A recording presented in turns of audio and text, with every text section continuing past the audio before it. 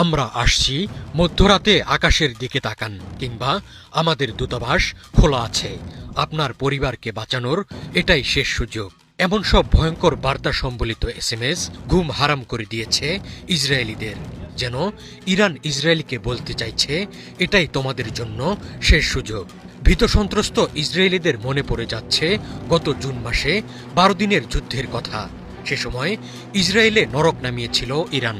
তেহরানের ব্যালিস্টিক মিসাইলের তাণ্ডব ইসরায়েলিদের মনে এখনও দগদগে স্মৃতি। আবারও শিগগিরই ইসরায়েলিদের সেই অভিজ্ঞতা দিতে যাচ্ছে ইরান। তবে এবার তার মাত্রা হবে আরও ভয়াবহ।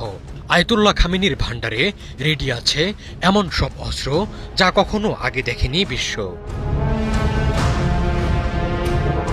ইরান ইসরায়েল সম্ভাব্য সামরিক সংঘাতের আগে শুরু হয়েছে মনস্তাত্ত্বিক যুদ্ধ। নিজেদের ফোনে ভয় ধরানো সতর্কবার্তা পেয়েছেন হাজার হাজার ইসরায়েলি। ব্রিটিশ ফোন নম্বর ব্যবহার করে গত শনিবার অসংখ্য ইসরায়েলিকে টার্গেট করে একটি অজ্ঞাত ভীতি প্রদর্শন অভিযান চালানো হয়। এসব সতর্কবার্তায় ব্যবহার করা হয়েছে ইসরায়েলি নাগরিকদের ব্যক্তিগত তথ্য, এমনকি জাতীয় পরিচয়পত্র নম্বরও। এ ঘটনায় ইঙ্গিত দিচ্ছে প্রতি মুহূর্তে নিরাপত্তার ঘেরাটোপে থাকা ইসরায়েলের গোপন তথ্য ভাণ্ডারে হাত দিয়েছে ইরানি গোয়েন্দারা।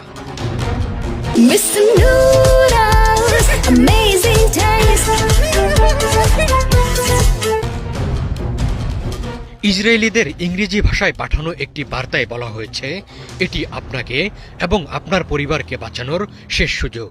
আমাদের দূতাবাস আপনার জন্য খোলা আছে, আমরা আপনাকে চিনি। অন্য একটি বার্তায় বলা হয়েছে, আমরা আসছি, মধ্যরাতে আকাশের দিকে তাকান। এমন বার্তা ইসরায়েলিদের গত বছরের জুন মাসের যুদ্ধের সময় ইসরায়েলের আকাশে আধিপত্য দেখানো ইরানি ব্যালিস্টিক মিসাইলের কথা মনে করিয়ে দিয়েছে। সে সময় 12 দিন ছিল ইসরায়েলিদের জন্য নরকসম।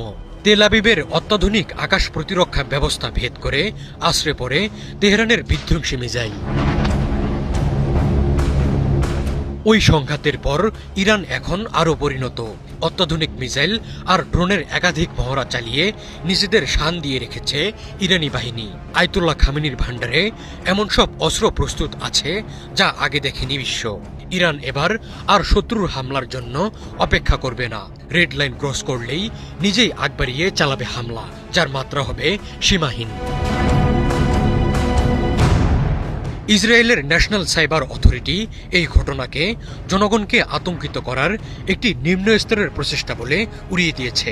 তারা এসব বার্তা উপেক্ষা করে স্বাভাবিক জীবনযাত্রা অব্যাহত রাখতে ইসরায়েলিদের প্রতি